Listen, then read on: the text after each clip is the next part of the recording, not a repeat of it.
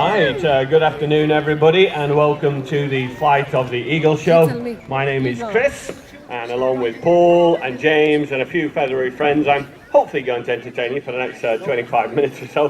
First bird that we're going to have a look at is this rather magnificent eagle here. His name is Archie and Archie is a bald eagle, and if you've got very good eyesight I'm sure that you'll all be able to see that he isn't actually bald at all. He's got lots of lovely white feathers on his head and also on his tail.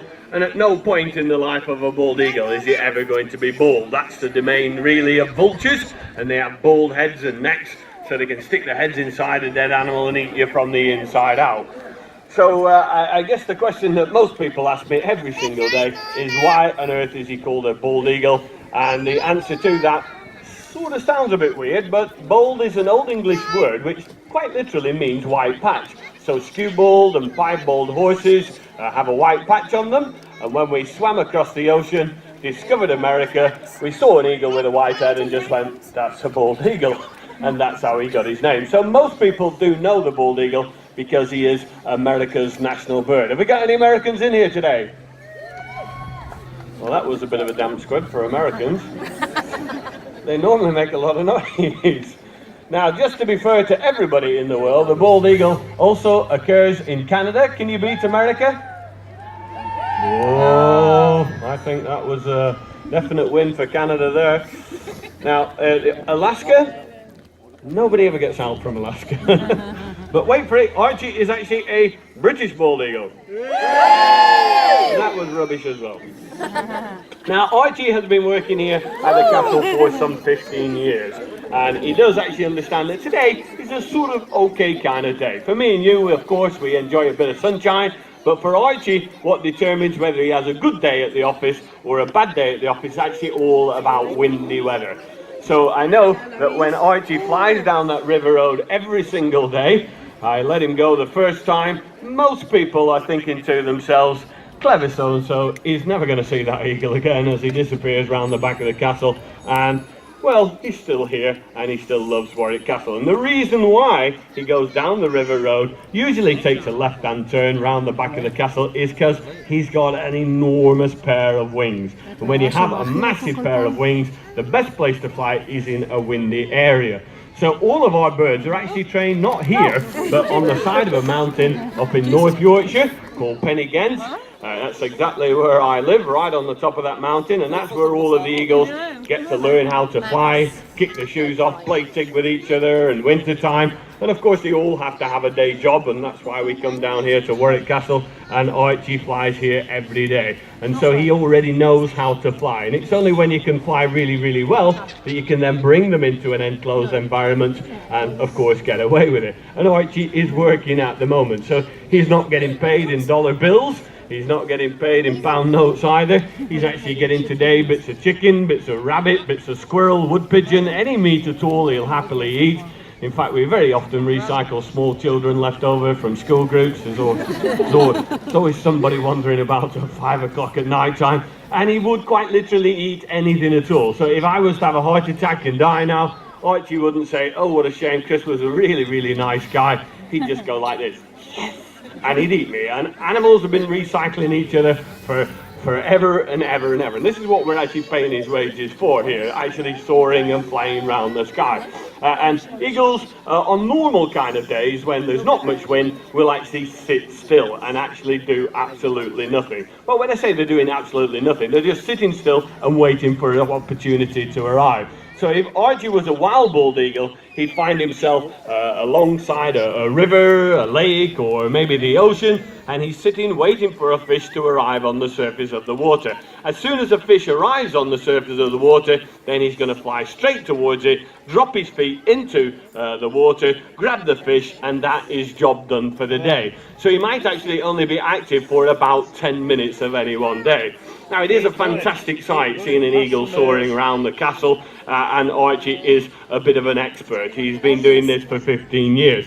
And you might be thinking, oh, he'll be really, really enjoying this. But actually, he's been trained to fly. So if he was a wild eagle, he'd be sitting still. But because Archie knows that he gets paid for flying around the castle ramparts and towers, it actually quite clearly states that in his contract of employment. This is what he does, and this is what we've been working with Archie for an awful long time. And it can be quite tricky. When there's not enough wind to lift him up into the air, often he goes down there, and it's quite tricky to see him at times. And we did make some recommendations to the castle's management when we first came here about 20 years ago to get us more visually from the show. We said we cut these trees down here, maybe knock that old building down so we could see out in that direction.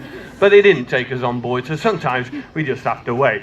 But of course, Archie loves Warwick Castle, and he loves it not because it's architecturally brilliant. He loves it because it's a territory. It's where he finds his food every day. And if he was a wild bald eagle, then essentially what he'd be doing, he'd actually be looking for an area where there is some food. As soon as I put my hand in my pocket, you can see that Archie's already on his way back over here.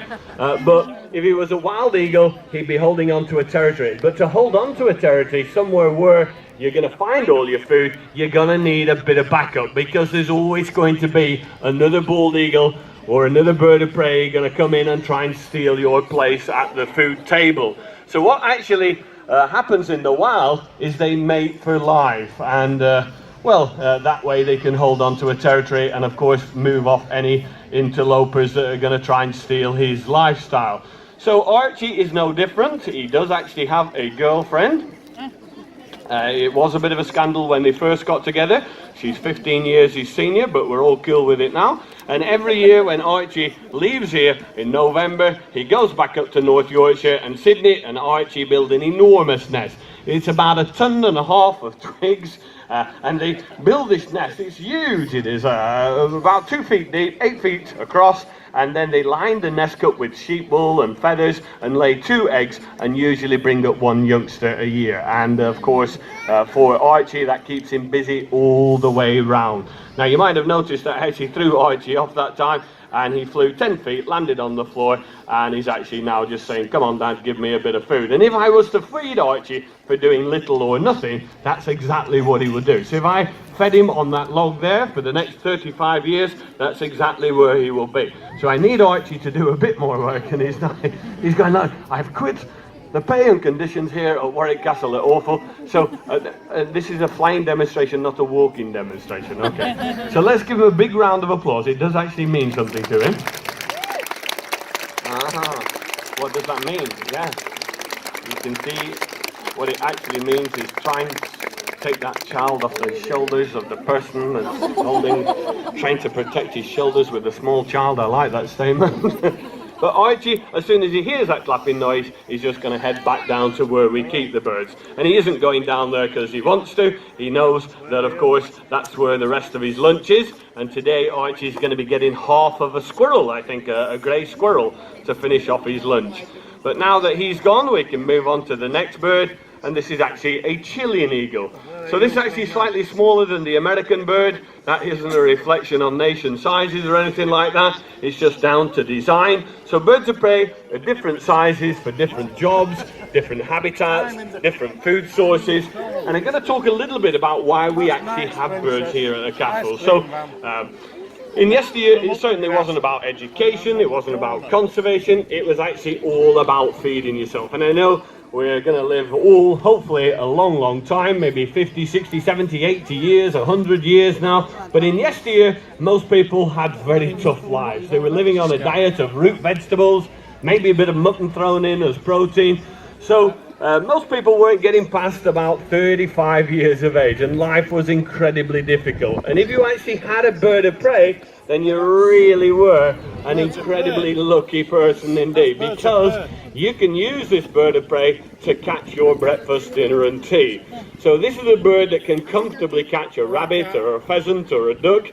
You can actually carry him around on the end of your arm because he's actually much lighter than that bald eagle. That bald eagle is really great at catching a fish on the surface of the water, but he doesn't go round corners at high speed. What you require is something nifty, small, and I'm not saying that the Chilean eagle is the best eagle in the world, I'm just saying it's about the right kind of size. So I can comfortably carry him around on my arm, and again, like all of our birds, he does understand what we need from him and what we need from Bruce is to actually ride up into the heavens, and we're going to try and get him to do one of these dives out of the sky. And they quite literally do shut their wings and almost like a feathered bullet hurtle towards the earth at speeds up to 150 miles an hour, which is pretty fast for any bird. But actually, there are birds that are much faster than this. Peregrine falcon can do speeds of up to 232 miles an hour towards the floor. And that, of course, means that anything that's underneath him is potentially in danger. Now, of course, Bruce will be very happy to sit in that tree, just as Archie would be quite happy to sit on that log for the next 35 years and get all of his breakfast for doing absolutely nothing. But in the wild, when they're actually hunting, they have to cover the mileage. They've got to go and look for breakfast, dinner and tea. And when we're training a bird of prey, it is of course based on food initially. We get him just to fly a few inches onto your hand, then fly a little bit further and further and further, and eventually we teach them a job. So I've taught this bird to fly and soar around in the sky, and then whenever I go anywhere near that big log there, if he's really high up in the sky, then he will shut his wings and fall towards the earth at incredible high speed. But because it's all about hunting in the mind of a bird, you might think that everything is in danger here at the castle. And it's far from that in actual fact. He hasn't been taught how to hunt.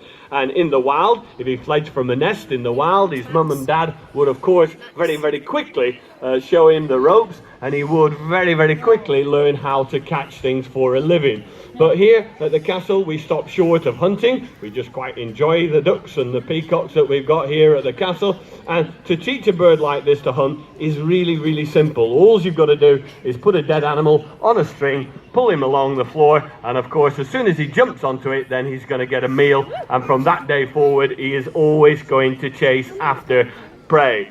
But Bruce has not been taught how to hunt, and as I said, we quite like the ducks and the peacocks that we've got here. And if we can get him in the right kind of situation, you really do get these amazing dives. And falconry was a bit like the football of its day. Everybody was out training, flying. Life was really tough. You'd use dogs to hunt prey, nets and anything that was on the menu at all. And of course nowadays we have supermarkets, we can buy food, but in yesteryear life was a real struggle to get by.